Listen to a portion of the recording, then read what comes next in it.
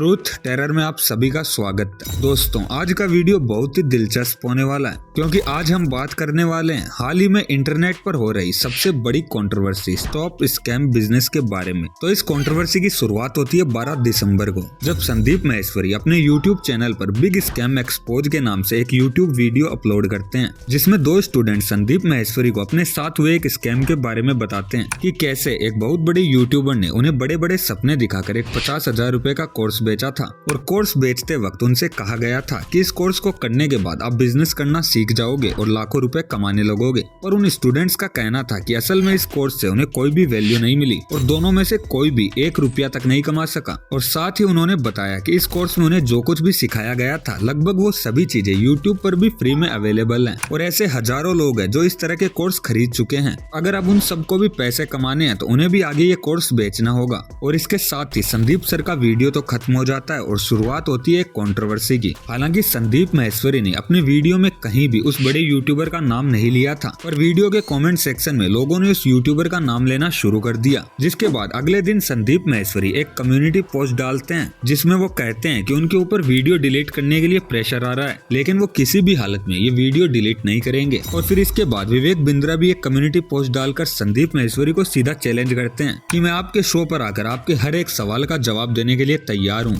पर क्या आपके पास इतना दम है कि आप सच्चाई को देख सकें? तो अब सवाल ये उठता है कि आखिर इन दोनों में से कौन सही है और कौन गलत। तो सबसे पहले तो हमें इस पूरे मामले को समझना होगा। तो इस पूरे मामले में विवेक बिंद्रा की बात हो रही है, जो कि एक बहुत बड़े मोटिवेशनल स्पीकर और बिजनेस कोच हैं और वो भारत की बड़ी बड़ी कंपनियों के बिजनेस कोच रह चुके हैं, जिसके लिए इन्हें कई अवार्ड भी मिल चुके हैं। और जब ये इतनी बड़ी कंपनियों की मदद कर चुके थे तो इन्होंने सोचा क्यों न देश के छोटे व्यापारियों के लिए भी कुछ किया जाए, जिसके लिए इन्होंने अपना एक स्टार्टअप लॉन्च किया जिसमें ये देश भर के व्यापारियों के लिए कुछ बिजनेस प्रोग्राम और कोर्स लेकर आए। लेकिन यहाँ तक तो सब ठीक था क्योंकि जो भी व्यापारी इनसे जुड़ रहे थे उन्हें एक्चुअल में प्रॉफिट भी हो रहा था और उनका बिजनेस भी एक्सपेंड हो रहा था, जिससे प्रोग्राम की डिमांड भी दिन ब दिन बढ़ती जा रही थी। लेकिन फिर ये एक आईबीसी प्रोग्राम लेकर आते हैं। असल में आईबीसी का मतलब होता है इंडिपेंडेंट बिजनेस कोच, यानी कि इस प्रोग्राम में लोगों को बिजनेस कोच बनना सिखाया जा रहा था, जिसके बाद वो दूसरों के बिजनेस ग्रो करने में उनकी मदद कर सकते थे। लेकिन यहाँ सबसे बड़ी दिक्कत ये थी कि आईबीसी बनने के लिए कोई भी क्राइटेरिया नहीं था और इसी कारण कोई भी इसमें इनरोल हो सकता था। और क्योंकि ये एक बहुत बड़े यूट्यूबर थे और लाखों लोग इन्हें देखा करते थे, तो ऐसे में बहुत से अलग अलग तरह के लोग भी इस प्रोग्राम से जुड़ने लगे। जहाँ एक तरफ तो ऐसे लोग थे जो कि बिजनेस बैकग्राउंड से आते थे, जिन्होंने MBA, BBA, BCom, MCom कर रखा था और वो एक्चुअल में इस प्रोग्राम को सीखकर अपनी स्किल को इम्प्रूव करना चाहते थे। और वहीं दूसरी तरफ ऐसे लोग थे जिन्हें न तो बिजनेस की कोई सेंस थी और न ही इंटरेस्ट, लेकिन वो भी इस प्रोग्राम में सिर्फ पैसे कमाने के लालच में जुड़ने लगे। और जब एक बार कोर्स खत्म हो जाता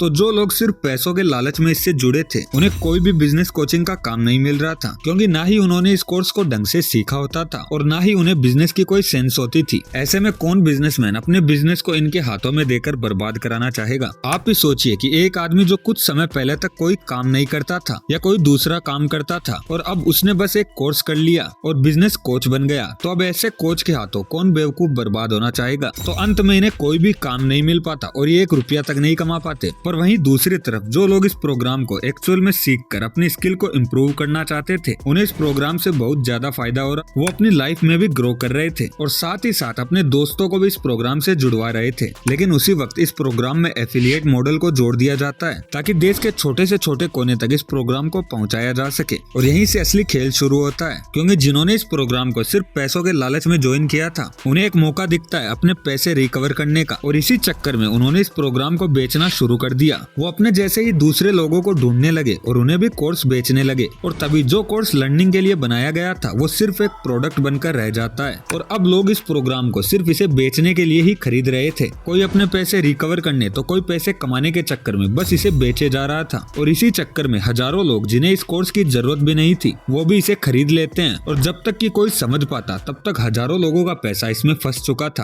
और अब उनके पास सिर्फ 2 ही रास्ते थे कि या तो वो आगे इस कोर्स को बेचकर अपने पैसे रिकवर कर लें या अपने पैसों को भूल जाए। और अगर अब इस पूरे मामले को देखा जाए तो इसमें सबसे बड़ी गलती उन बेवकूफों की थी जिन्हें ना तो मेहनत करनी है ना ही कुछ सीखना है और कमाने लाखों रुपए हैं। ये वही लोग होते हैं जिन्हें 250 रुपए में स्मार्टफोन चाहिए और एक दिन में यूट्यूबर बनना होता है, और इन्होंने इसी इजी मनी के लालच या कहीं बेवकूफी में बिना सोचे समझे इस कोर्स को खरीदा था और बाद में अपने पैसे रिकवर करने के चक्कर में दूसरों को भी बेवकूफ बनाना शुरू कर दिया और इन्हीं की वजह से एक अच्छा खासा प्रोग्राम बदनाम होने लगा। और दूसरी गलती इस प्रोग्राम के लिए किसी क्राइटेरिया का ना होना था, क्योंकि अगर इस प्रोग्राम के लिए क्राइटेरिया होता तो ये बेवकूफ लोग इससे दूर रह पाते। और तीसरी गलती इसमें एफिलिएट मॉडल नहीं लगाना था, क्योंकि एफिलिएट मॉडल लगते ही लोगों ने बस इसे एक प्रोडक्ट बनाकर रख दिया और बेचना शुरू कर दिया। और सबसे बड़ी बात, बिना दोनों पक्षों की राय जाने किसी को भी गलत ठहराना सही नहीं है, क्योंकि सबने अभी तक एक ही पक्ष का नजरिया देखा है, जबकि सामने वाला इंसान सीधा आमने सामने बैठकर बात करने को तैयार है। तो ऐसे में दोनों यूट्यूबर को आमने सामने बैठकर बात करनी चाहिए, जिससे दूध का दूध और पानी का पानी अपने आप सामने आ जाएगा। और जब तक ऐसा नहीं हो जाता तब तक किसी भी एक पक्ष को पूरी तरह से सपोर्ट करना गलत है। तो दोस्तों, आपको क्या लगता है, आखिर इस पूरे मामले में किसकी गलती है, और क्या संदीप माहेश्वरी को आमने सामने आकर बात करनी चाहिए? हमें अपनी राय कमेंट सेक्शन में जरूर बताएं। और अगर आपको यह वीडियो अच्छा लगा तो वीडियो को लाइक और चैनल को सब्सक्राइब करना ना भूलें।